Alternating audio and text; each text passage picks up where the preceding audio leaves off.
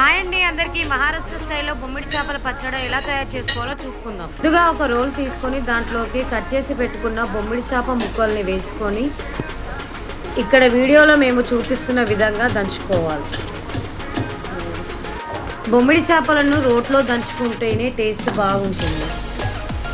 బొమ్మిడి చేపలు తీసేసిన తర్వాత దాంట్లోకి ఒక 20 వరకు పచ్చిమిర్చిని వేసుకొని వాటిని కూడా మరీ మెత్తగా కాకుండా దంచుకోవాలి. పచ్చిమిర్చిని రుబ్బిన తర్వాత దాంట్లోకి 10 వరకు వెల్లుల్లి రెబ్బల్ని కూడా యాడ్ చేసుకొని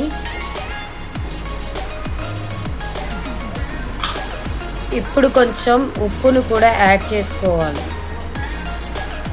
ఉప్పు వేసుకున్నాక మరి ఒకసారి దంచుకోవాలి. ఇప్పుడు మనం ముందుగా దంచి పెట్టుకున్న ఎండు చేపలను కూడా రోట్లోకి వేసుకొని ఒకసారి అంతా కలిసేలా కలుపుకోవాలి. స్పూన్తో మేము ఇక్కడ మీకు చూపిస్తున్న విధంగా మొత్తం కలిసేలా బాగా కలుపుకోవాలి.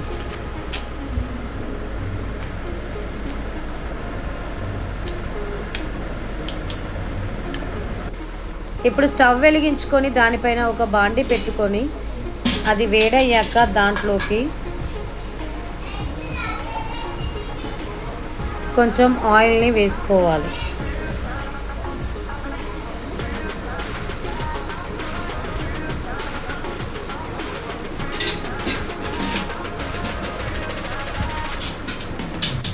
ఆయిల్ వేడైన తర్వాత దాంట్లోకి మనం ముందుగా దంచి పెట్టుకున్న ఎండు చేపలను దాంట్లో వేసుకొని ఆయిల్లో కలిసేంత వరకు బాగా కలుపుకోవాలి.